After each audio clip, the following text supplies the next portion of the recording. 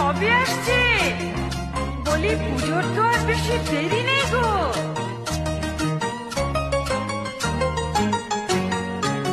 ঠাকুরজি কেমন তোমার ভাই লিখেছে পুজোয় ছুটি নাই, পুজোতে আসবে না বাড়ি।